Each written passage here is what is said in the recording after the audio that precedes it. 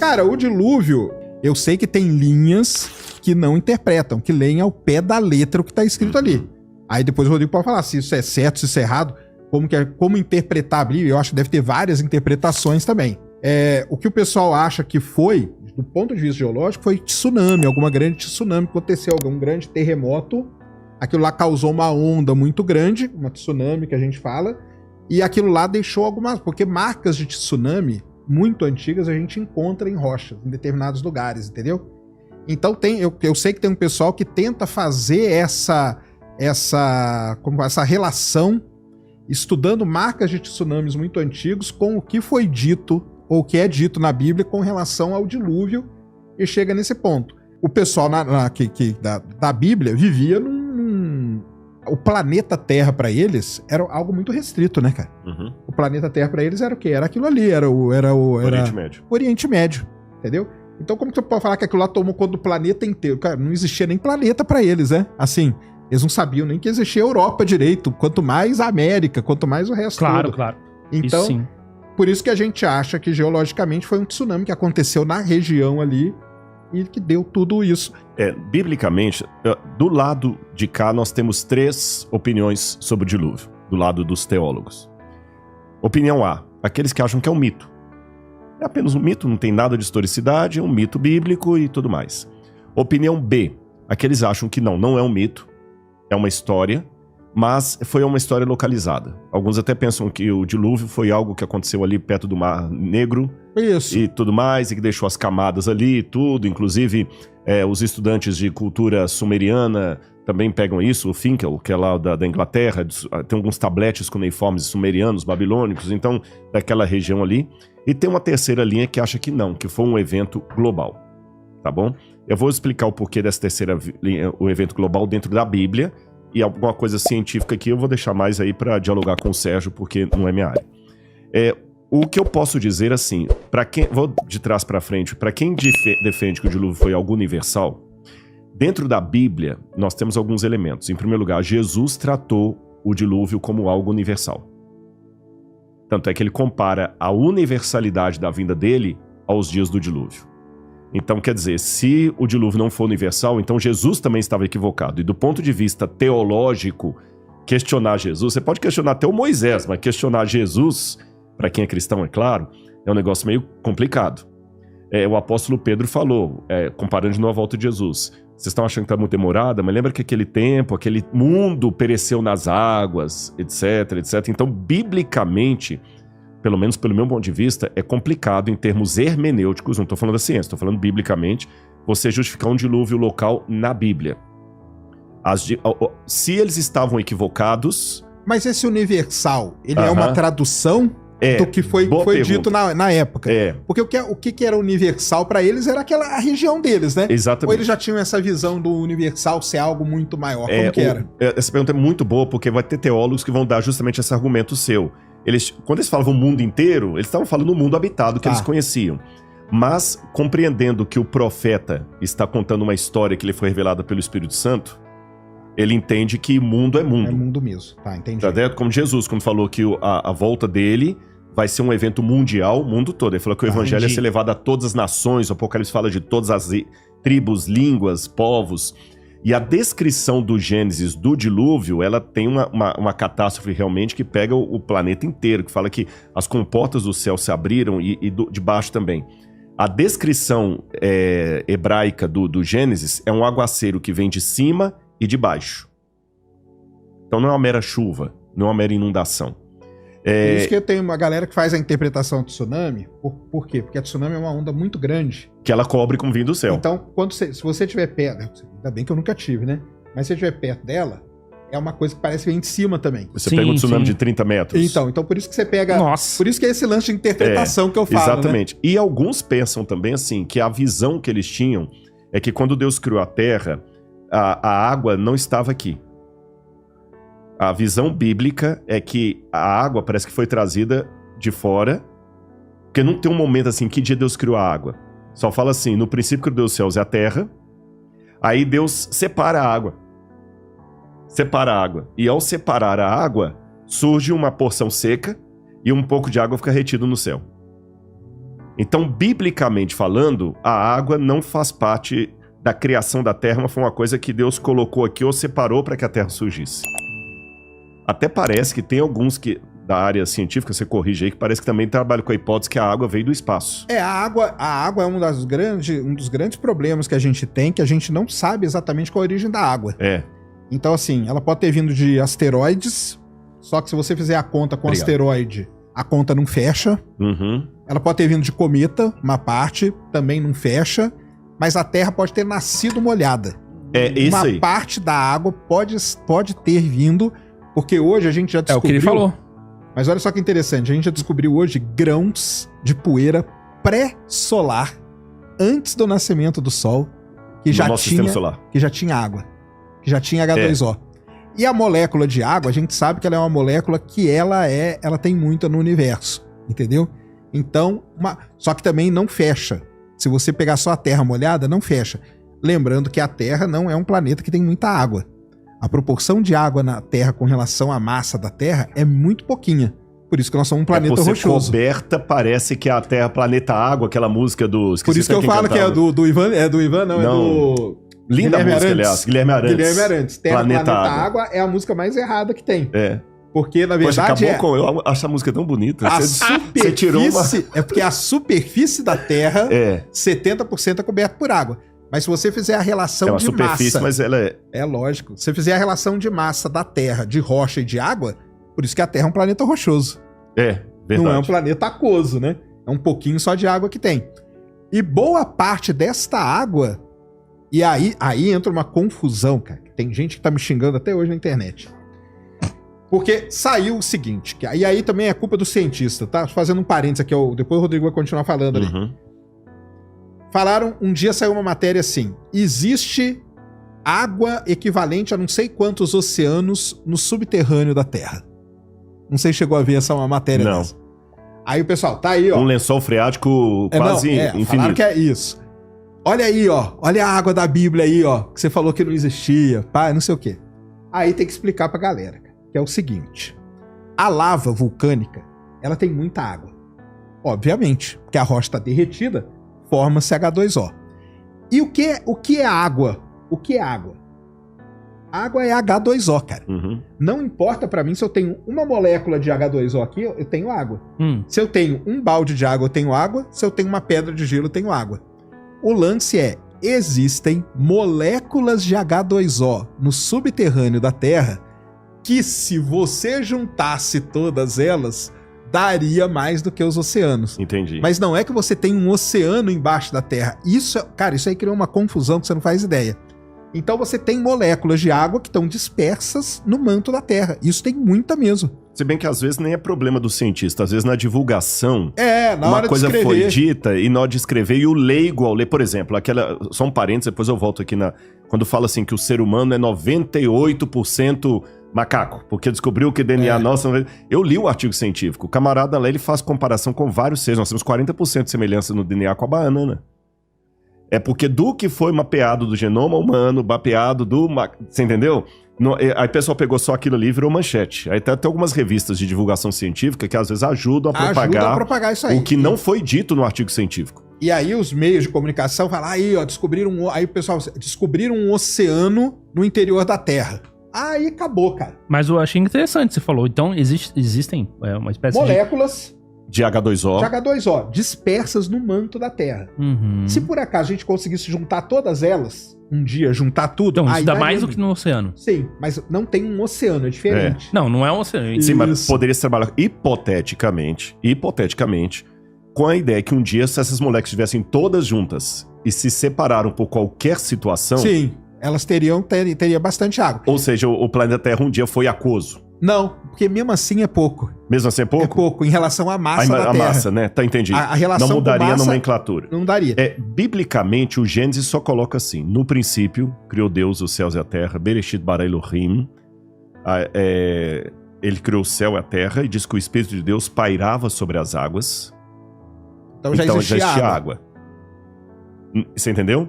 Agora, é só que esse princípio criou Deus os céus e a terra não é ordem cronológica, não, é um título. Mas o céu e a Terra é Terra-planeta. Terra-planeta. Tá. Terra-planeta. E aqui eu tenho uma discordância do Marcos Erbelin. muito respeitosamente. Eu amo o Marcus Eberlin e tudo mais. O Marcus Eberlin entende que todo o universo... Hoje ele vai fazer uma live me xingando. Não vai não, porque que Deus esteja com você aí, Marco. Que todo o universo tem milhares de anos, é um universo curto. Uhum. Universo jovem. Terra jovem, né? Não Terra, universo jovem. Universo jovem. Eu trabalho com a possibilidade que o universo pode ser longevo e a vida na Terra ser mais curta. Nem a planeta em si. Por quê? Porque, como eu falei, no princípio que eu dou os céus à Terra, isso é um título. Não é o primeiro passo. O primeiro ato. Agora eu vou te contar como é que Deus criou o céu e a terra. Então, aí o Espírito de Deus pairava sobre as águas, e a terra, no hebraico, diz que ela era sem forma e vazia. Vavorro, vatorro. Sem forma e vazia. O que é isso? Aí tem toda uma questão dos hebraístas para tentar entender. Era uma coisa assim que não muito formatada. E ao fazer a separação de águas, surgiu a porção seca. É isso que a Bíblia diz. Ao fazer a separação de águas, surgiu a porção seca. Mas ao surgir a porção seca, uma parte dessa porção seca ficou no entorno do planeta e outra parte ali. E o dilúvio consistiu em quê? Em que uma parte dessa porção que estava aqui caiu e provocou o dilúvio, e outra parte que estava no subsolo subiu, as duas se encontraram, inundando tudo, né? É isso que a Bíblia diz. Agora, vamos lá, alguns detalhes também. Por que não pode ser localizado? Deus prometeu a Noé que nunca mais ele mandaria um dilúvio à terra. Inundação tem uma atrás da outra. Sim. Se o dilúvio foi apenas uma inundação... Eu estou falando do ponto de vista bíblico, não entendo do ponto de vista científico, né? Se o dilúvio foi apenas uma inundação local, então o Deus da Bíblia é um mentiroso. Porque ele prometeu a Noé que ele não mandaria mais um dilúvio sobre a terra. Inundação tem a torta e a direita. Eu estive no Rio Grande do Sul lá, eu vi o que aconteceu lá no Rio Grande do Sul, então Deus mentiu. Então, do ponto de vista exegético, justificar um dilúvio localizado é complicado. Justificar um dilúvio mitológico também é complicado, porque você está desmentindo Jesus. Então, não me sobra muita coisa senão uma leitura nesse ponto literal de um dilúvio mundial. Agora, a partir disso aqui, eu tenho isso no texto, é a hora a gente levanta a cabeça para o lado do muro e começa a conversar com os geólogos e paleontólogos e tudo mais. Existe alguma possibilidade de alguma coisa assim? Aí, de novo, como leigo, o que eu tenho visto alguns... Até o Dr. Naor Neves, por exemplo, já aposentado, trabalhou muito tempo com paleontologia e geologia. Tenho também o Marcos Natal, que também era geólogo, formado lá na Universidade Federal do Rio de Janeiro, de Belo Horizonte. Eles trabalham com uma expressão que ela também tem várias explicações. Catastrofismo universal. Qualquer geólogo observa que houve uma catástrofe geológica que pegou o planeta todo.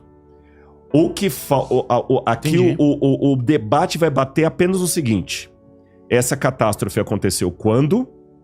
E nós estamos falando de uma catástrofe que deu todos os resultados que nós temos, ou de várias catástrofes localizadas que me permitem esse cenário.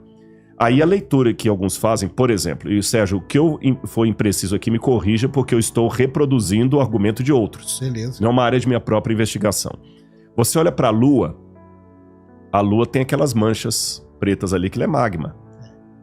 Rocha derretida. Esses astroblemas acontecem na Lua, muitos deles também bateram na Terra. Sim. E tanto numa que época... a extinção dos dinossauros foi um astroblema. Foi daí que eu peguei a questão da Lua. É que a Lua serviu de um escudo ali, né? Mais ou menos. Então, a Terra tem essas catástrofes universais. 5 extinções em massa, né? Que a gente então fala. a Bíblia fala assim, quando a Bíblia fala de um dilúvio universal, se eu trocar a palavra dilúvio universal por catastrofismo universal, eu estou falando a mesma coisa do cientista, só que com a linguagem bíblica. A Bíblia chama de dilúvio universal. Faz sentido. E quando... É porque a ideia popular de aguaceiro, de inundação, dá para o dilúvio uma conotação muito aquém do que realmente ele foi. Porque se eu entender que o dilúvio foi a ira de Deus caindo sobre o mundo, não foi só uma chuvinha inundando tudo e a arca de Noé flutuando ali. Foi uma coisa de ira mesmo, de caos. Tanto é que Pedro fala que os céus estão entesourados para a destruição, que vai ser a volta de Jesus. Então realmente causou a extinção de muitos animais, cadeias de animais inteiras, dinossauros e tsunamis fazem parte desse modelo, sim. Astroblemas, por isso que eu citei a palavra astroblema aqui, mas aqui bateram astroblemas com tsunamis, talvez de 30, 40 metros de altura, varrendo tudo aqui. E essa catástrofe, ela foi tão emblemática que, aí é uma questão de fé, pelo Espírito Santo, aqueles que sobreviveram foram contando. Aí 2 elementos mais para dar a oportunidade do Sérgio também colocar o contraponto dele. De novo, estou explicando como leigo. Parece-me que em geologia há 2 tipos de fenômenos. Os ordinários e extraordinários. Ordinários é aquilo que está acontecendo todo dia, mas eu não consigo acompanhar. Eu não consigo ver. Esse prédio aqui está tendo uma erosão. Se ninguém der manutenção nesse prédio, não sei, vou chutar um número aqui, quem sabe daqui a 200 anos ele vai colapsar. Porque é o efeito ordinário da erosão. Porém, se tiver um terremoto aqui, esse prédio vai cair em 2 minutos. 2 minutos. O terremoto é um efeito extraordinário. Então, o efeito extraordinário, ele provoca num curto espaço de tempo que o ordinário demoraria séculos para provocar. Então, trabalhando com a hipótese que pode ter havido um catastrofismo bíblico que provocou uma extinção em massa, queda, acúmulo de terras, barreiras, sufocamento, produção. Então, pode ser, a hipótese é que algumas leituras geológicas que são interpretadas em termos ordinários podem ter sido extraordinários. Entendeu? Aí é um assunto que vai ficar desleal se eu discutir com o Sérgio, porque a minha área é pequena nesse sentido, mas, por exemplo, muitos fósseis não demonstram aparência de milhões e milhões de anos para se fossilizar, porque você tem um animal que parece que ele foi fossilizado comendo um outro, caçando um peixe assim com a barbatana ainda aparecendo, coisas que desapareceriam num processo longínquo. É mais ou menos por aí que vai a argumentação. Agora, é lógico. E o último ponto que eu ia mencionar. Quando você vai agora na área da arqueologia e procura os primeiros escritos da humanidade, que até a segunda ordem a escrita foi inventada na Suméria, os sumérios foram formidáveis. Os sumérios inventaram a roda, a agricultura, a cidade com muros. Agora, não sei se eu falo inventaram ou descobriram a matemática. A matemática é sempre essa questão, né? Ninguém sabe. Entendeu? A matemática, a economia e a escrita. Aí, quando você vê os primeiros documentos da humanidade, o que os sumérios contam que eles são? Eles falam que eles são descendentes daqueles que sobreviveram ao grande dilúvio. E que os ancestrais deles, aí que vem o épico do Gilgamesh, Utnapishtim, Ziusudra, esses textos sumerianos do dilúvio, babilônicos também, Atrahasis, que são os nomes que eu chamo o Noé diluviano, o Noé babilônico. E é muito interessante a similaridade com a história que a Bíblia vai contar depois. A única diferença é que um salvou animais, o outro salvou plantas, levou sementes. Entendi. Sabe? E que ele soltou a pomba e o corvo para ver se as águas baixaram. E que essa arca pousou em algum lugar perto da região de Urartu, que não é o Monte Ararat. Urartu é uma cordilheira enorme, maior do que os Andes. E que os que entraram na arca moravam num paraíso chamado Edenu, ou Edim. Do Éden, né? Que é Éden em hebraico, Edenu em sumeriano. Certo? Aí alguém pode falar, então a Bíblia plagiou esses mitos. Não, porque quando você analisa literariamente a Bíblia com esses mitos, há muitas contradições que não aceitam... E uma delas é que a Bíblia é monoteísta. Todos os mitos são politeístas. Outro detalhe é que um mito, quando plagia um outro mito, ele sempre amplia o embelezamento da história. A Bíblia, ao contrário, ela resume, ela tem muitas lacunas, muita falta de informação. E outros argumentos que eu podia dar aqui. E ainda que eu mesmo assim falar, não, mas pode ser que a Bíblia plagiou. A história do dilúvio não está restrita apenas ao Oriente Médio. Existem mais de 300 culturas fora do Oriente Médio que contam a história de um dilúvio que estava no bojo do início da humanidade. Se você for aqui no México, Montezuma, Teotihuacan, eles contam a história do dilúvio. Entre os índios maias, você tem a história do dilúvio. Na Índia, você tem na África. Mas aí seria na mesma época? Oi? Não dá pra saber. Não, os mitos são de épocas diferentes, mas assim, são todos assim, longevos. E na época de James Fraser, que trabalhava com a mitologia comparada, partia do início que houve um mito do dilúvio que desencadeou todo, mas isso está abandonado na academia hoje. Entendi. Hoje está mais fácil pensar o seguinte: houve um evento histórico de proporções realmente traumáticas e universais, e os povos que surgiram depois remetem a esse momento. É mais lógico pensar assim do que falar assim: você copiou o Sérgio e eu copiei você. Você entendeu? O Júnior copiou o Sérgio, eu copiei o Júnior. Então, assim, se o dilúvio foi apenas um evento localizado no Oriente Médio, os mitos do dilúvio deveriam estar restritos àquela área geográfica. Sim. E não em todo o planeta. E nem tem nenhuma influência de missionários nem nada, porque os descobridores já encontravam índios daqui das Américas contando essas histórias. Exatamente. No Peru, os incas já tinham essas histórias. Então, isso foi tão forte que até o Levi Strauss, que era ateu, falou: eu realmente não tenho explicação isso. Como os mitos da Bíblia estão espalhados em povos que não tiveram nenhum contato com a cultura que produziu a Bíblia. Agora, só um detalhe para refinar isso aqui, Sérgio, até pra galera que tá ouvindo a gente em casa, Júnior, porque senão parece também muito a Arca do Zé Colmeia. Existe um problema que quando James Hutton começou, né, o presente a chave do passado, antes dele, o Cuvier. Na época do Georges Cuvier, ele apanhou muito dos religiosos. Eu tô indo lá atrás mesmo. Por quê? Todo mundo via ossos de dinossauros. A vida toda. Só que o pessoal achava que os ossos de dinossauros eram dragões. Tanto é que a palavra dinossauro é uma palavra também não científica, né? Chamar dinossauro, etimologicamente falando também, que é dragão, é mitológico. Aí, quando ele falou assim, não, isso aqui, Cuvier foi o primeiro que falou o seguinte: isso aqui é uma espécie de animal extinto. Isso causou um grande problema na academia teológica, porque os teólogos trabalhavam com duas premissas que não são bíblicas. Era interpretação. Entendi. Eles diziam o seguinte: não pode ser por duas razões. Tudo que Deus criou não pode ser extinto.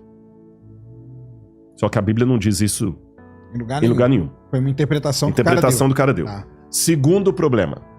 O Gênesis fala que Deus criou tudo segundo a sua espécie. Então Deus já criou os animais prontos. Então lá no Éden tinha o leão, tinha o tigre, Só que hermeneuticamente falando, ambas as declarações não estão na Bíblia, são erradas. Quando fala que Deus criou cada um segundo as suas espécies, está falando de matrizes. Então o que Deus criou pode ser extinto, sim. Não tem nada na Bíblia que proíbe isso. Então, o que entrou na Arca de Noé foi um casal de Félix Léo. Eu sei que na biologia também, seria com pirula mais a conversa, existe todo um debate também sobre os filos. O que são as espécies, o que é espécie e tudo mais. Mas uma coisa já é um consenso. Todos os cachorros que existem são descendentes de um tipo canino, primitivo. Não é isso? Entendi. Lupus caninos. Ah, tá. Foi esse original que tava na Arca. É esse original que tava na Arca. Você tá entendendo? Então não é que ele entrou lá com um Chihuahua, um dog alemão, Yorkshire. Ele precisava ter apenas as matrizes. E a partir das matrizes nós temos as variações que tem hoje. Você entendeu? Então ele levou um Félix Léo e desse Félix Léo deu um grupo de felinos. Não sei que tipos, porque até os biólogos ficam debatendo aí quais são os filos. Então seria mais ou menos isso que eu queria esclarecer. Não, entendi.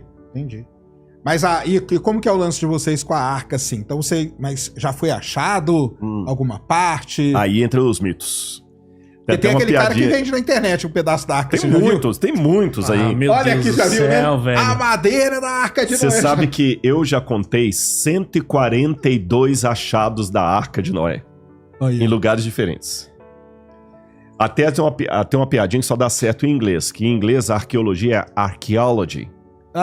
Só que eles brincam com archaeology, mas pra zoar. Você tá entendendo? Não Tanto tem. Que lá nos Estados Unidos fala que tem a Arca lá, não sei onde, tem, né? mas construíram uma réplica, né? Mas olha, vários falaram que encontraram a Arca da Aliança. A Arca da Aliança é outra também, todo mundo tá encontrando. Indiana Jones, tudo. Mas todos os achados da Arca de Noé, até hoje, que eu já vi, são inconclusos ou falsos. Entendeu? André Parrot voltou com um pedaço de madeira lá, falava que era da Arca, aí mediram carbono 14, deu que tinha 200 e poucos anos. Você entendeu? Então, esqueça Olha o condicional aqui, se acharem a Arca de Noé, vai ser um negócio daqui por diante, porque daqui pra trás, todos os achados foram falsos e inconclusos. A anomália que a encontraram lá no Ararat, o pessoal anda com essa tal da anomália lá, mostrando uma coisa navicular assim. Desde o início eu sabia que aquilo era mito, porque a palavra para arca que aparece no Gênesis é teva. Teba é uma canastra. Então a arca tinha esse formato aqui, ó. Tá. Era um caixote mesmo. Por isso que é Arca de Noé e não Barca de Noé. A arca é uma canastra. Tá. Em aquele formato navicular ali não tinha sentido. E agora com o degelo, viram que era só uma formação rochosa. Teve um outro camarada chamado Ron Wyatt aí também, que encontrou uma formação lá que falou que a arca que fossilizou. Mas são pessoas sem degree, são leigos, aventureiros, exploradores por conta própria. Então, se a arca tá lá, eu, Rodrigo, não sei. E se sobrou alguma coisa dela também, não sei. E se ela tivesse, ela estaria onde, biblicamente falando? Na região do Ararat. Só que quando fala a região do Ararat, a região de Urartu, como aparece no Gênesis, ela pega a Armênia, Rússia, Turquia. Caramba. Você tá entendendo? É grande demais. Então é como achar um Fusca na Cordilheira dos Andes. Se um avião que cai, às vezes demora uns 20, 30 anos para achá-lo, isso todo mundo procurando com satélite e tudo, como você falou, a natureza é viva. Ali, uma parte aí é gelo. Gelo com camadas. Então, se sobrou alguma coisa, porque a terra devastada, Noé não ia deixar aquela madeira toda ali, ia fazer fogo, ia fazer uma casa para ele. Mas aí coisa. dentro de vocês aí, da teologia, de quem estuda, o consenso maior é o quê? Que vão achar? Não, que já não. acharam? Quando você está falando de um teólogo sério, um arqueólogo bíblico sério, vai falar o seguinte, olha, na ciência tudo é possível. Pode ser que amanhã encontre um novo manuscrito bíblico que ninguém imaginava, com possibilidade. Como você também pode amanhã, fala assim, amanhã podem descobrir uma coisa aí que vai quebrar, ou um médico falar, amanhã pode descobrir a cura do câncer. Sim, claro. Mas isso é diferente de eu chegar, colocar uma mochila e ir lá para procurar. Mesmo porque isso envolve dinheiro. A gente procura também, mas procura quando tem uma razoabilidade precisa. Por exemplo, quando a gente está mapeando uma cidade bíblica. Sim. Eu tenho já essa cidade aqui descoberta e todo mundo concorda que essa aqui é a cidade A. Essa aqui é a cidade B. Então a cidade C, eu sei que ela ficaria na área ali. Então, por exemplo, a cidade Betsaida, de onde veio o apóstolo Pedro. Tem uma dúvida onde seria Betsaida. E tem 2 sítios arqueológicos hoje que podem ser. Então o pessoal está investigando os 2 para ver qual que tem mais. Por quê? Mas aí já é um sítio arqueológico. É um né? sítio já arqueológico, já tem exatamente. Estudo, né? Então é diferente de eu pegar agora uma mochila, se meter pegar no um meio avião, da Rússia lá. vou lá pro meio da Rússia lá, ou da Armênia lá, e sair no meio do nada lá, procurando uma agulha para aí não é científico. Entendi. Mas o consenso dentro da teologia, então, é que não vão encontrar. Porque ela existiu, mas... Existiu, exatamente. Se encontrar, beleza, mas ninguém tá esperando, não tem nenhuma profecia que vou encontrar a Arca de Noé, estamos aguardando Deus revelar isso ao mundo. Não tem nada disso. Mas isso é uma leitura que eu fiz aqui, alguma coisa que eu tentei falar da área do outro aqui, eu espero não ter falado muita bobagem. Pode ser um evento global, pode ser mesmo, porque a Terra passou por 5 extinções em massa, né? Boa parte delas são ligadas ao vulcanismo. Boa parte delas. Mudanças climáticas muito sérias, né? E quando você tem um grande impacto, se ele foi no oceano, porque aí tem chance, a chance maior é que bata, né? Porque como 70% da superfície é água, aí pode mesmo ter marcado em vários lugares e cada cultura ter sentido aquilo, relatado aquilo de um jeito, e que no final você chega mais ou menos na mesma história, né? Isso aí faz muito sentido.